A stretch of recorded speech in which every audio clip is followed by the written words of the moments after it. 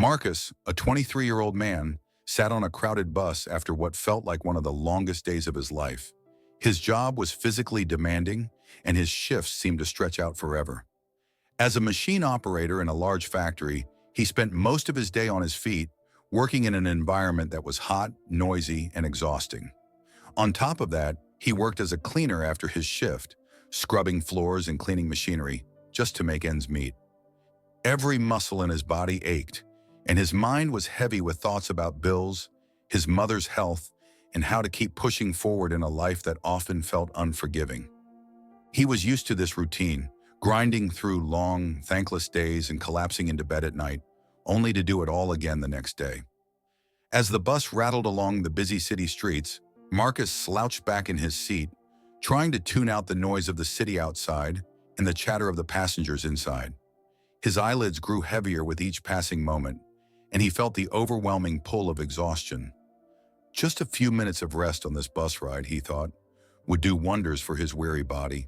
As Marcus sat there, his eyes almost closed, the bus made its next stop. More people crowded on, and the already packed bus became even more stifling. He barely noticed the shuffle of feet and the grumbles of passengers trying to find a spot to stand, until he glanced up and saw her.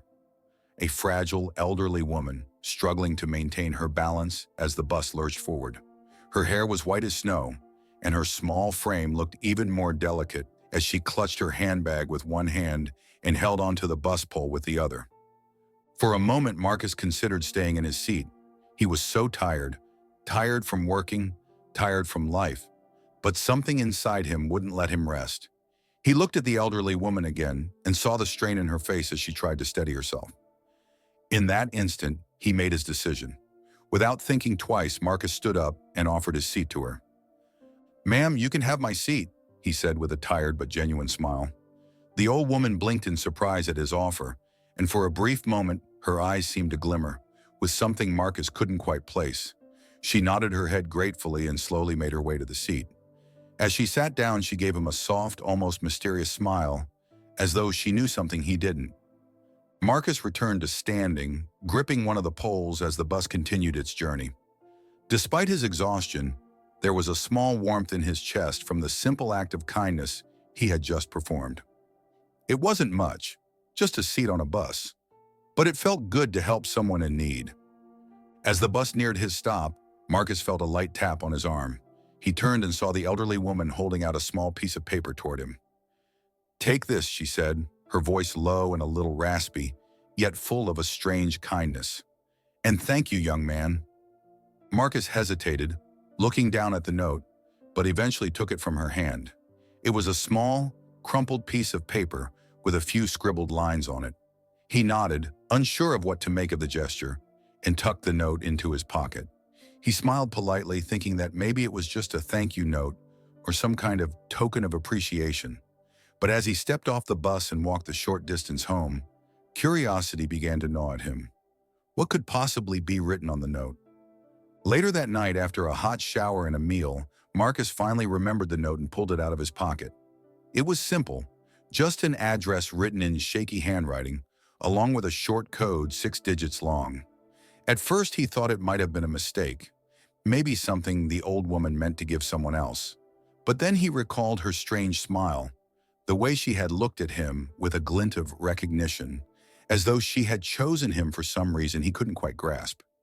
He stared at the address and the code, debating whether he should follow through and visit the place or if he should just throw the note away and move on. After all, it was just a random old woman on the bus. What could possibly come of it? But Marcus's curiosity was growing by the minute. He didn't know why, but he couldn't shake the feeling that there was something important behind that note. Something that could change his life in a way he hadn't even imagined yet. The following day, his thoughts remained consumed by the note as he worked through another grueling shift. Every now and then, he would pull it out and glance at it, running his thumb over the numbers. The more he thought about it, the more he knew he had to see what this was all about. Something deep inside told him that this wasn't just some random address on a piece of paper. Once his shift ended, Marcus made up his mind. He would go to the address, find out what this mysterious message was all about, and finally put his curiosity to rest. Maybe it was nothing, But on the off chance that it was something more, Marcus couldn't let it go. With a mix of apprehension and excitement bubbling inside him, Marcus set out on his journey to uncover what awaited him at the address. The note had come from an old woman he knew nothing about, but something told him this simple gesture on a crowded bus had opened the door to something far beyond what he could have imagined. Marcus stood in front of the address from the note, staring at the massive wrought iron gates that separated him from the property beyond. It was an estate, far grander than anything he had ever seen in person. The sprawling grounds stretched out behind the gates, lined with towering oak trees and manicured hedges. At the end of a long gravel driveway sat a large, stately mansion, its tall windows reflecting the late afternoon sun. Marcus felt a lump form in his throat. This was no ordinary house, and the woman who had given him the note was no ordinary person. For a moment he hesitated.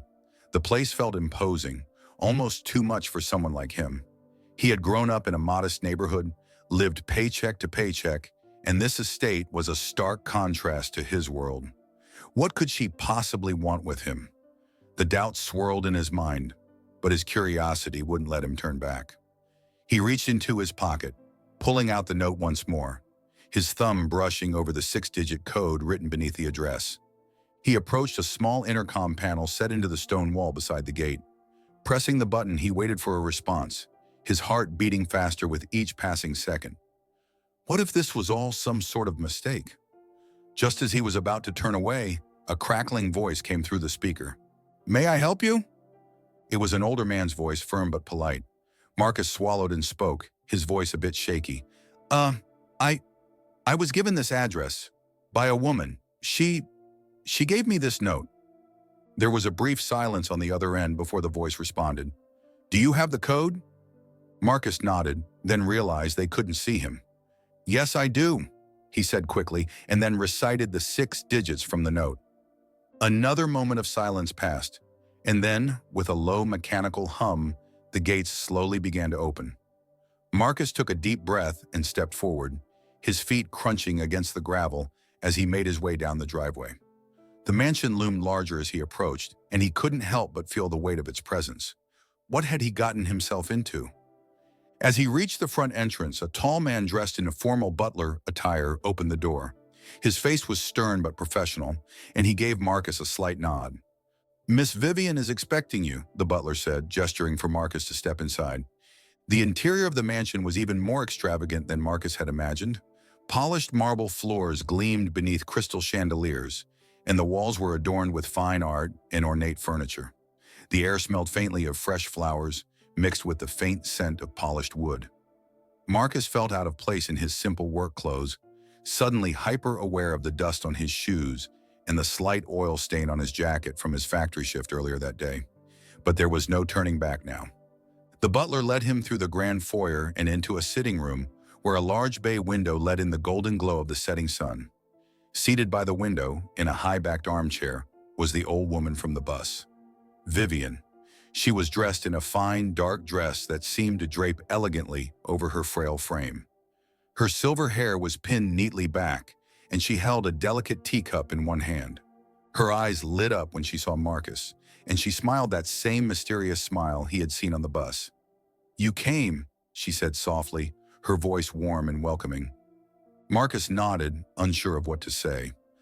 I wasn't sure if I should, but I had to find out what this was all about." Vivian gestured to the seat across from her. "Please, sit." Marcus obeyed, lowering himself into the plush armchair across from her, feeling the soft cushions sink beneath him. He glanced around the room, still trying to wrap his mind around the opulence of it all. "I suppose you have many questions," Vivian began, setting down her teacup and folding her hands in her lap. Marcus nodded again, feeling the words tumble out of his mouth before he could stop them. "I don't understand. Why me? Why did you give me that note?" Vivian's gaze softened as she looked at him, her eyes filled with a kindness that made Marcus feel strangely at ease despite the grand setting. "You did something that so few people do these days, Marcus. You showed kindness. You offered me your seat without hesitation, without expecting anything in return. And that kindness, It means more than you know. Marcus frowned slightly, but it was just a seat. Anyone would have done the same. Vivian shook her head slowly. Not everyone. You did. And that's what matters. She paused for a moment, as though collecting her thoughts. Then in a gentle voice she said, I'm in need of a caretaker, Marcus. Someone who can help me with my daily tasks and someone I can trust to be by my side in these final years of my life. Marcus blinked, stunned by her words. You want me to work for you? Vivian nodded. Yes, I know it must seem sudden, but I see something in you. A quality that goes beyond just kindness. There's strength in you, Marcus. I need someone with that strength, and I am prepared to compensate you very generously for your time and care. The offer left Marcus speechless. He had come here out of curiosity, not expecting anything, but maybe a brief thank you or a small gesture of gratitude. But this was beyond anything he could have imagined. He had barely enough money to cover his own bills, let alone take care of his mother's growing medical expenses. The idea of a stable job, one that could potentially change his life, was overwhelming. How generous, Marcus finally managed to ask, his voice barely above a whisper. Vivian smiled again, a glint of amusement in her eyes. More than enough to take care of yourself and your family. Enough to ease the burdens you carry. Marcus felt his heart race as he thought about his mother's surgery, the endless bills piling up on the kitchen table, the weight of his responsibilities pressing down on him every day. This offer could be the answer to all of his problems. I don't know what to say, he admitted, running a hand through his hair. I never expected this. You don't have to say anything right now, Vivian replied. Take a few days to think it over, but know that the offer is real and it stands. Marcus looked at her, trying to gauge her intentions. She seemed genuine. There was no hint of deception in her eyes, only a calm sincerity. It was as though she truly believed he was the right person for this job, the right person to be by her side in her final years. I'll think about it, he said, feeling the weight of the decision already settling on his shoulders. Vivian nodded, her smile soft and reassuring. Take your time. I'll be here when you're ready. Marcus left the estate that evening, his mind spinning with possibilities. The world he knew, the world of long shifts, meager pay, and endless worry, had suddenly expanded into something much larger, something he had never thought possible. The note, the job offer, the strange connection he felt with Vivian, it all felt surreal. As he walked back through the grand gates and onto the quiet street beyond, Marcus knew that his life was on the brink of something monumental. What had started as a simple act of kindness on a bus had opened a door to a future he had never dared to imagine. The next few days were a whirlwind for Marcus. After careful thought and countless discussions with his mother, he accepted Vivian's offer to work as her caretaker. The decision wasn't easy. It meant stepping into an entirely different world, one of luxury and refinement, far removed from the life he was used to. But the opportunity was too good to pass up. The generous salary would not only allow him to take care of his bills, but it would also cover his mother's surgery and provide a cushion of security they had never known. On his first official day, Marcus arrived at the estate early in the morning, nerves swirling in his stomach. Vivian greeted him warmly, and though she moved slowly, there was an elegance in everything she did. She led him through the house, showing him where everything was, her medications, her meals, and the small routines that kept her days in order. Over time, their relationship blossomed into something more than just a professional arrangement. There was a deep mutual respect that formed between them, a bond that felt almost familial. Vivian, though frail, still had an incredibly sharp mind. Every evening, they would sit in the grand sitting room by the fire, and she would share stories from her past, stories of her travels, her family, and the business empire she and her late husband had built. She had lived a life filled with grandeur and wealth, but Marcus sensed there was a loneliness in her, one that had settled in after her husband passed away and her children moved abroad, too busy with their own lives to visit often. For Marcus, those conversations were an unexpected treasure. He had never met someone with Vivian's depth of experience, and he found himself fascinated by her tales of navigating the complex world of business, especially as a woman in an era when such a thing was rare. She spoke with passion about the challenges she faced, the risks she had taken, and the way she had turned their estate into something much larger than just a home. But as the months passed, Vivian's health began to decline more noticeably. She became more dependent on Marcus for even the simplest tasks. He would help her out of bed in the mornings, make her meals, and ensure she took her medications on time. Despite the growing physical challenges, Marcus never once complained. He saw caring for Vivian not as a burden, but as an honor. She had entrusted him with her life, and he took that responsibility seriously. One evening after a particularly long day, Marcus was in the kitchen preparing tea for Vivian when he heard a loud crash from the front of the house. His heart immediately raced, and without thinking, he rushed toward the source of the sound. As he approached the foyer, he saw the door wide open and a shadowy figure rummaging through Vivian's belongings. An intruder had broken into the mansion. Marcus's first thought was of Vivian, still sitting in her chair in the sitting room, unaware of the danger lurking in her home. Without hesitation, he confronted the intruder. The man was larger than Marcus, but Marcus's protective instincts kicked in. A brief struggle ensued, with Marcus trying to overpower the intruder. The man struck him hard across the face, sending Marcus stumbling backward, but he quickly regained his footing. Adrenaline surged through his veins, and despite the pain, Marcus managed to tackle the man, knocking him to the ground. In the scuffle, the intruder pulled out a knife, slashing Marcus's arm, but the injury didn't slow him down. Summoning all his strength, Marcus overpowered the man, pinning him to the floor until he heard the distant sound of sirens approaching. The butler, having heard the commotion, had already called the police. Within minutes, officers arrived, taking the intruder into custody. Shaken but relieved, Marcus turned his attention to Vivian. She had been alarmed by the noise, but he found her safe, her face pale with concern. "Are you all right?" she asked, her voice trembling as she took in the sight of Marcus's bloodied arm. Marcus nodded, though the pain in his arm throbbed intensely. "I'm fine," he reassured her. "You're safe. That's all that matters." The intruder had only been after valuables, but the event shook both of them. Vivian insisted that Marcus seek medical attention, and he was treated for the gash on his arm, which left a scar as a reminder of that fateful night. Despite his injury, Marcus refused to take any time off. He returned to the estate the next morning, determined to continue caring for Vivian. But as the days passed, Vivian's health took a sharp turn for the worse. Her energy waned, and she spent more time resting in bed, too weak to engage in the conversations that had once brought her so much joy. Marcus stayed by her side, offering whatever comfort he could. They had grown close, closer than Marcus had ever expected. He felt a deep connection to Vivian, almost as though she had become a second mother to him.